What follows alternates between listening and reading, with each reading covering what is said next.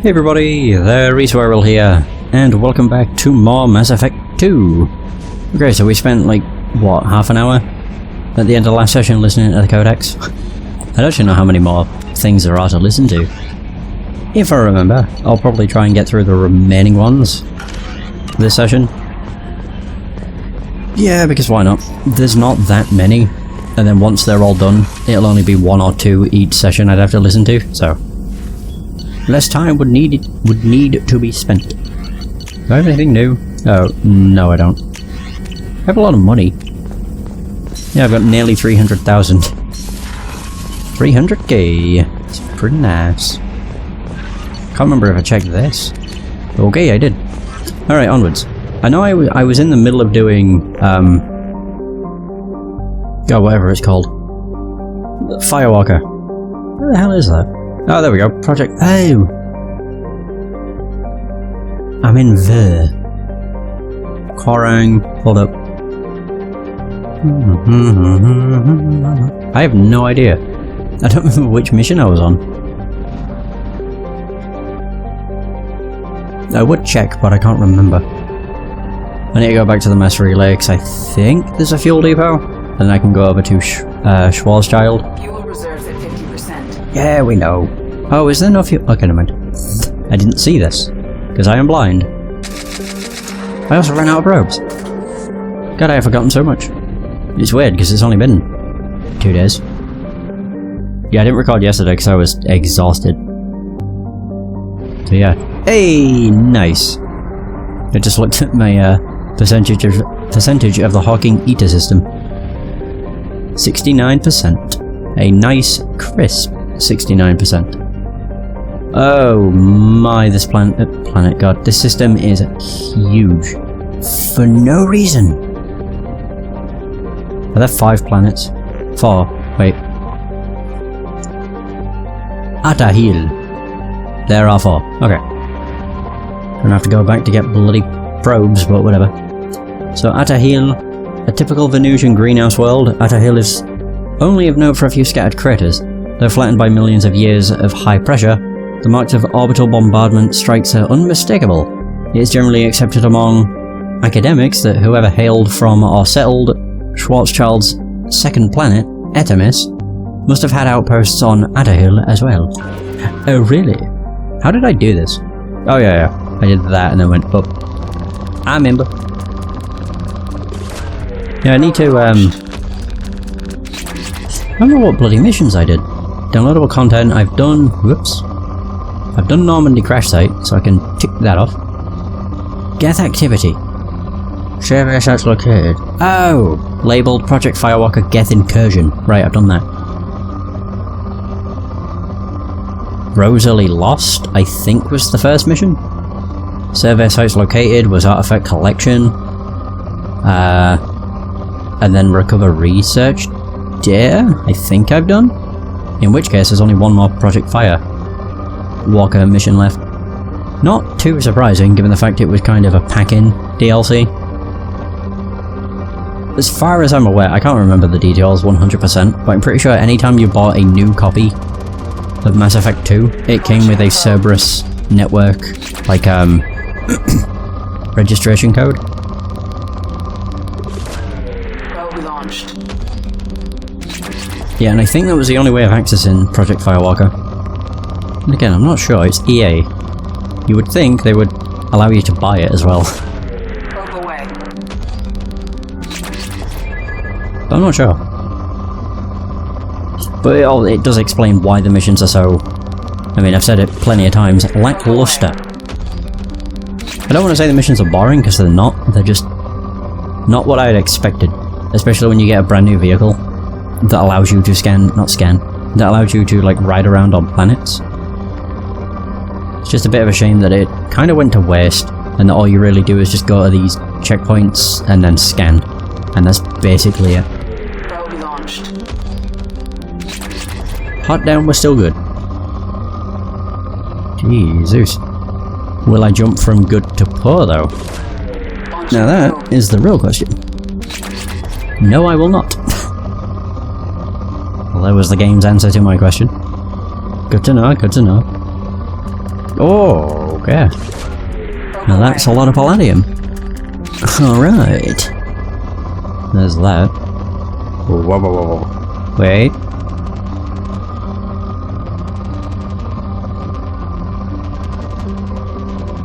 I don't know if I want to chance that. I'll go for it. Sod it. Launching probe. It's only 9 probes. There it is. Nice. So is this going to be Artemis? Oh yeah, it is.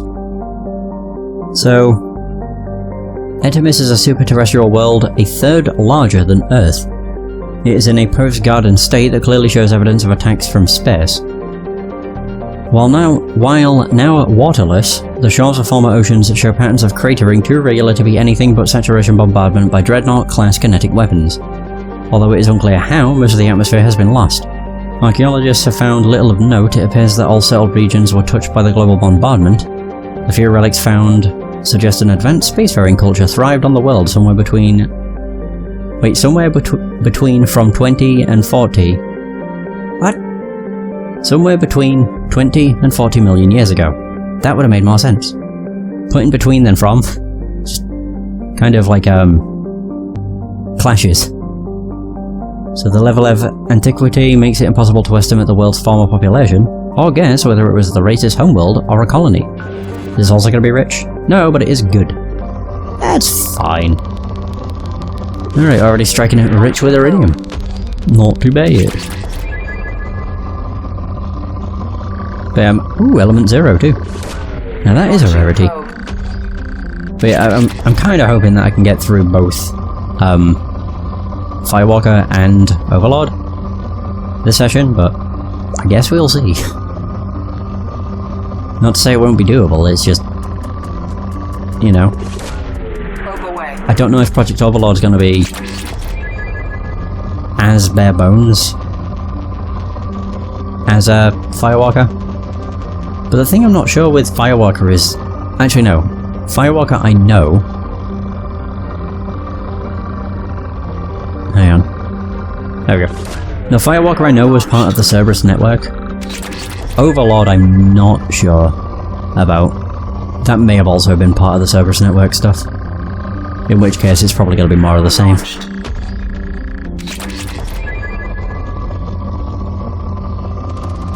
The one thing I do know is that the amount of DLC for the game isn't huge.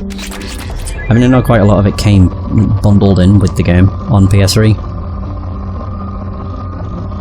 So that might be why the file size for, like, all DLC isn't huge. It's like, with all the DLC, I think it's about 1.5 gig. Launching probe. Yeah, which is tiny, to be honest, especially when you compare it to Mass Effect 3's. Mass Effect 3's DLC is too much. In terms of file size. If I remember rightly, it's 9 gig. Which is almost as big as the bloody game itself, honestly. Launching probe. Also, we're still at good. Never mind. But yeah, Mass Effect 3's got some... I was going to say bloatware. It's not bloated, it's just got a lot of DLC. Then again, the file size of the DLC usually indicates... well, it's usually a good indicator as to how much content it is. And also a good indicator as to whether or not it was actually already on disc and just locked behind a purchase. Usually if you buy DLC and it ends up only being like 10 megabytes, then that means it was already in the game. You just had to pay to unlock it.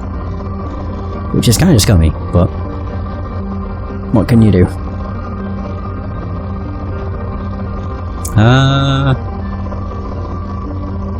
I would say it's kind of like the Cerberus network stuff, but as I say, I think with each new purchase of Mass Effect 2, it came with a Cerberus registration code. I'm gonna take a chance. Launching probe. That was not it. Oh. Okay.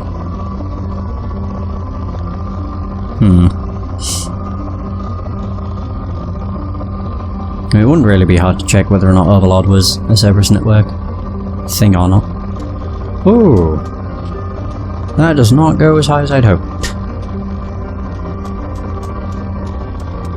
That's as high as it goes. Probe launched. Okay, that was also not it. Damn. So where the hell? Yeah, I'm hearing a rumbling every now and again. Ooh. Even that only registers up to 3. It's not worth it. Definitely think I'm gonna have to restock. There it is. It was more element 0. Oh, never mind. Shoot. There's actually been quite a few peaks. There we go. Now I need to go get more probes. There's no way I'll be able to get all of the resources from the planets in 6 probes. That's just not gonna happen. God, that took me a while to bloody realise what you were meaning then. Jesus. It's going pretty good. I'm scanning every planet, which I know is probably driving people crazy. Because most people are probably like, you don't need to do this! But I wanna.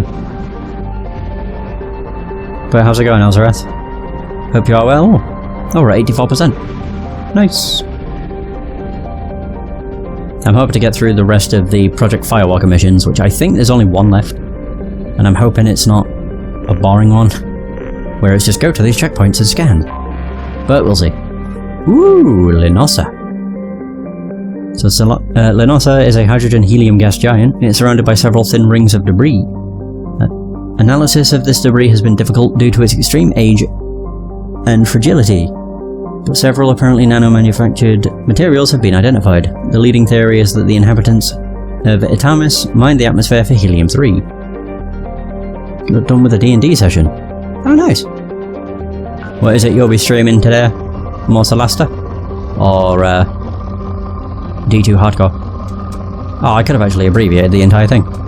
Damn it. Missed opportunity. Could have just said D2 HC. Because you're still doing the, hardcore character, aren't you? I will admit, with all the gardening stuff I've been doing recently, I haven't really had much time to tune in. Well, actually, I've had time, it's just I've mostly been in a coma. Probe launched.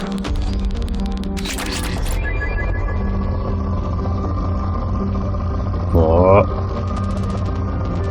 I really hope 30 probes is going to be enough for the last 2 planets. I should stop saying that. Every time I say that, it like jinxes me. What? I'd say the downside for Project Overlord. No. With Project Overlord, I only have 2 systems to scan, or explore, because I already explored 2 of them when I was doing one of the Project Firewalker mission. I really hope it don't take more than 30, it sucks. I know you can, expand them. Or at least I'm pretty sure you can. I can't remember if someone told me or if I just assumed. But I really wish I had that upgrade from the very beginning. It'd just be so nice. Probe away. Probe away! Oh, hi. Probe launched. But I do keep going back and forth whether or not I prefer this to the planet exploration. I think planet exploration would have been better in Mass Effect 1 if the planets were more dense. What I mean by that is not cluttered with a bunch of crap, but not lifeless. Every planet was a ghost town. Which is why I don't mind this. The most annoying thing with this is trying to get to depleted on every planet because you have to find everything. Which can be a bit of a pain in the arse. There it is. Maybe. Probe launched. Thank God. There we go.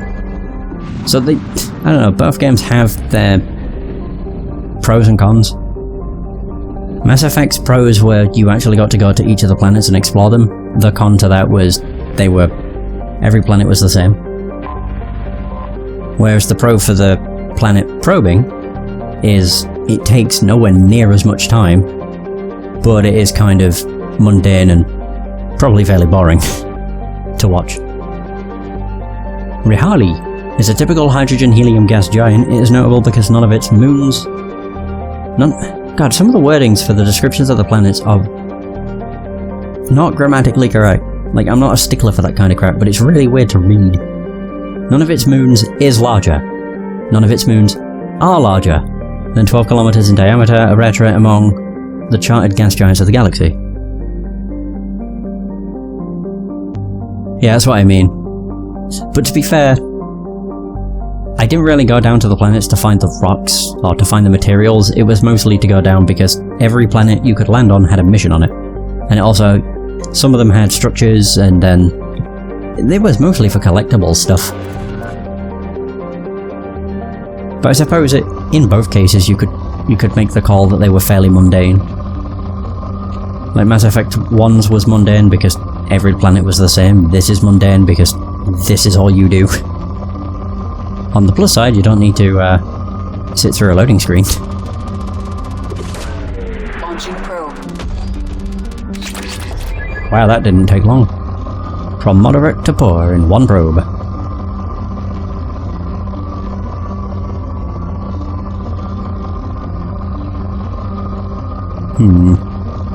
But one thing I do much prefer with Mass Effect 2 is... again, Mass Effect 2 for me, at the moment, is... I don't want to say a mixed bag, because that makes it sound like a negative experience. Probe launched. Hey, or just chilling. What should I call you? Sorry. It's just you've had a name switch, so I don't know if I refer to you as Arm now, or... anything. I was just gonna say Bud. I'll just go with what your name is. It's easy to remember then. Launching probe. But yeah, my experience with Mass Effect 2 is definitely a mixed bag. Not in the negative sense, but I don't like how they took out the RPG... not really the RPG elements. I don't like how you can only change your weapons at specified places. Launching probe. Like, you can only switch your loadout at, like, designated weapon stations, instead of being able to change it on the fly. I much preferred being able to change it on the fly. I don't like how the powers are all on the same cooldown, so once you use a power you have to wait till that wears off, and then your cooldown runs out before you can use a different power. Launching probe. One thing I do like, though, is the fact you can sprint indoors. It's not just a slightly speedier walk. I don't even think you move any quicker in Mass Effect. I think the camera angle just changes to make it look like you move quicker. Yeah, I was gonna keep probing. There we go. It needed 14 probes in total. The first game definitely had a lot more RPG DNA, whereas this one definitely gravitated more towards a narrative action shooter. And then I think 3 is mostly the same? I mean, the weapons in this are cool, I just don't like the whole, you can only change your weapons at the beginning of a mission kind of stuff. But I suppose that's what happens when you play the game back to back. More of a shooter in 3. Wait, so just... wait a minute, where the hell am I? Recover research data... over here. Oh yeah, that's where I had to go for Zaid.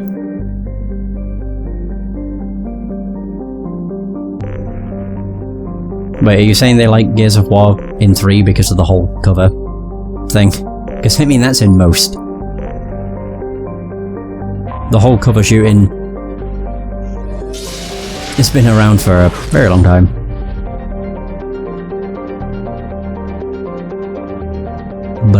Wait, where the hell? Wait, am I in a different system entirely? Ah, bollocks.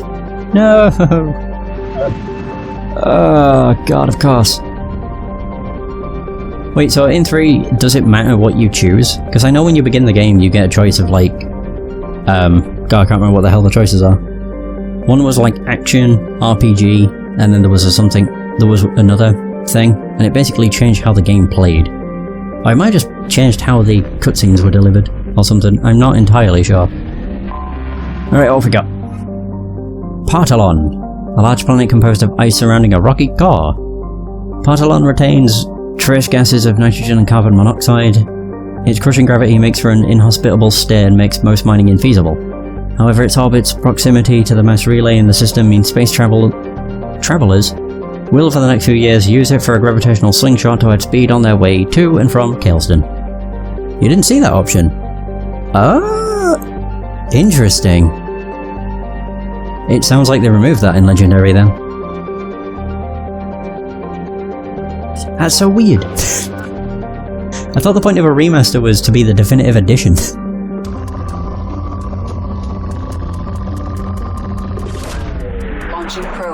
Unless the only way I can see them removing that is because it didn't really change much.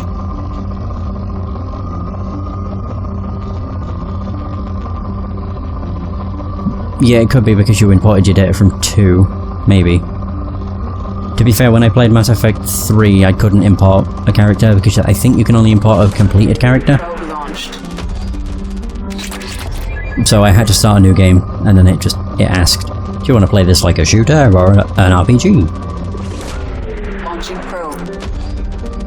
The only thing I remember from that was it mentioned that you don't get to choose your dialogue. It's chosen for you. With one of the options, but I can't remember what it was. Probe away. But yeah, it might be because you imported. I never really thought about that. Oh, okay. Probe away. Ah, I should have gone down. Yeah, it makes the dialogue play more like a movie.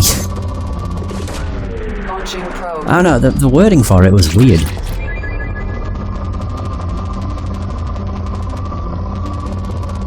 There we go. Launching probe. But my only well, they might have actually fixed it. I'm not sure though. When it comes to Andromeda, do characters still feel like stiff as a board in terms of like when you're talking to them? Because I remember that like really early on. Probe launched.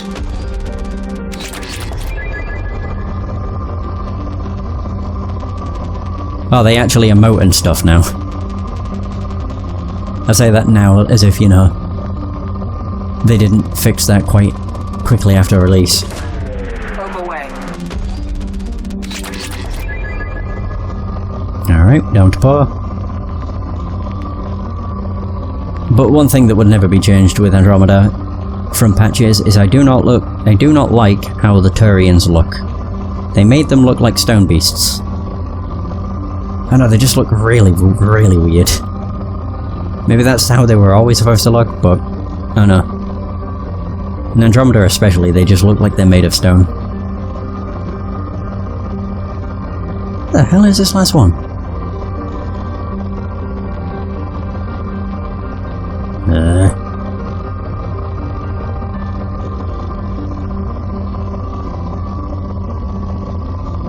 Oh, come on.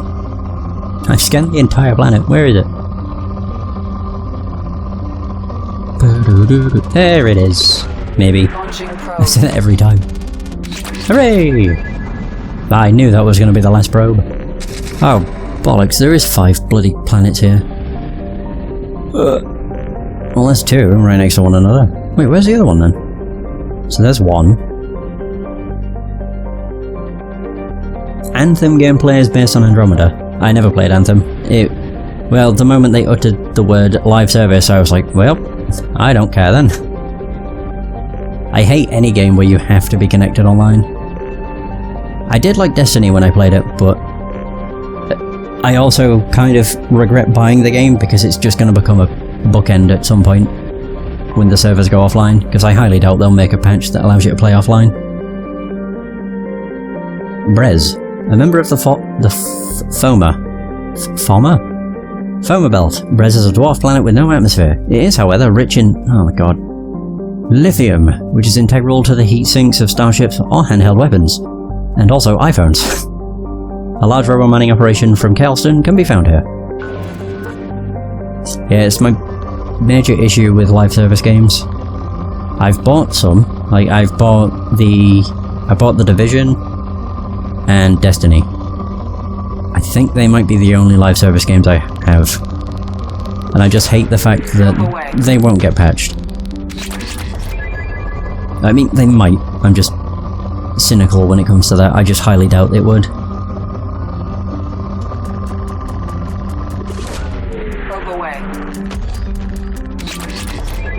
Like, why make a patch so people can play the old game when you can just force them to play the new game? Probe launched.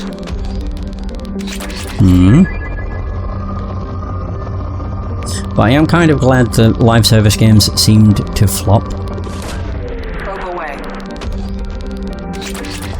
Oh wow.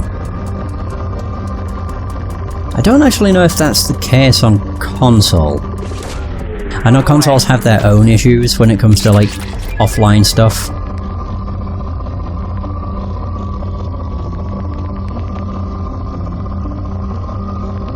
I know people complained about Xbox and how if you disconnect the internet you can't play any games, but I've honestly not had that issue personally.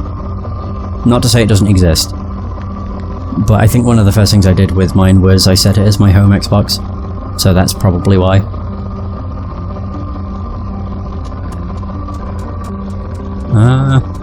But yeah, single player DRM's dumb. It has no place in a game. Because it doesn't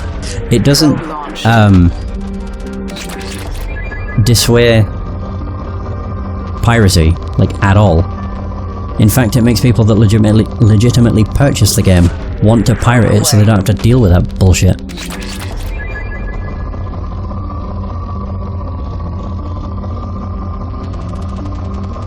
Now, I think with, at least I'm talking from a console, right, yeah.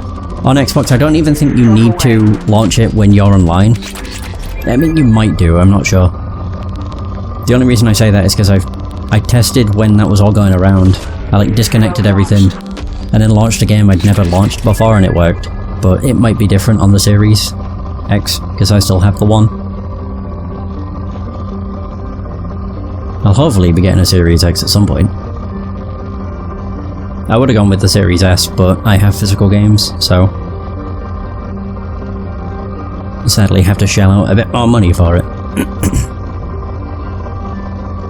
But the benefit of if I do manage to get a Series X is I might actually be able to cover Metamorphosis. Woo! Either that or that game is just completely busted on console. That would be really shitty.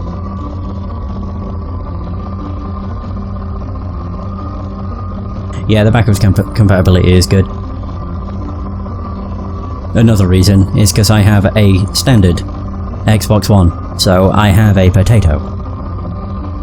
I know people like to dunk on it, but like this goes for both the Xbox One, like base model Xbox One and PS4. It's surprising what they're still capable of.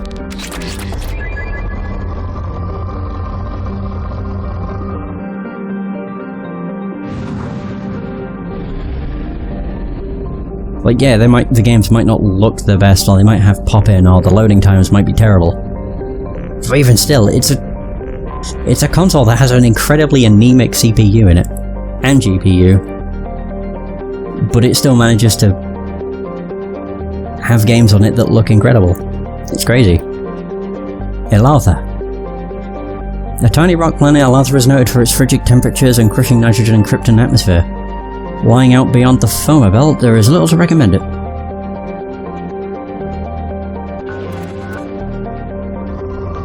Every console's solid, as long as it plays games. That's all that matters. Launching probe. So one thing I get sick of seeing on Twitter is the bloody console war bullshit. They always just have to nitpick something with the other side, it's really dumb.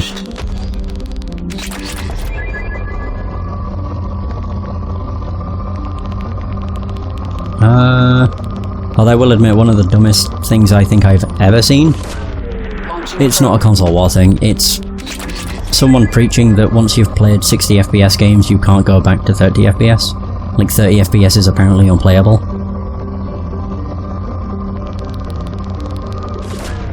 It's just when I read stuff like that I can't help but chuckle.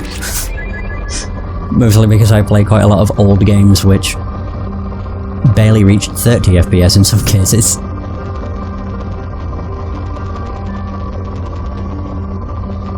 What's that go up to? 4. God, this is a terrible bloody planet. There's no big peaks. There's a big one. Launching probe.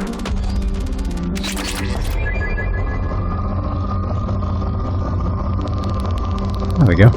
Haven't come across Element 0 in a while. My only worry when it comes to Element 0 is that it's going to require... there's going to be an upgrade somewhere that requires a lot of it. You know, like 50k. Basic, it is personal preference.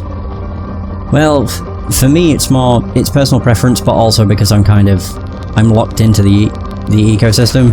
Probe launched. I have like, what, 600 games on Xbox One? I'm not giving those up just to get a PlayStation, in which I'd have no games on it. Probe launched. And also the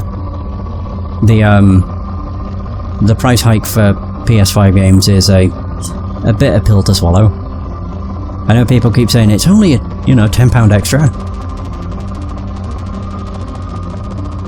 but that £10 extra soon adds up when you get multiple games. I mean, this is coming from someone that very rarely buys on launch anyway. I'm trying to actually think, the last game I bought on launch, if you don't count press codes, which I don't count because I don't buy those. Yeah, 10 extra currency, and then, yeah, microtransaction season passes. It's so dumb.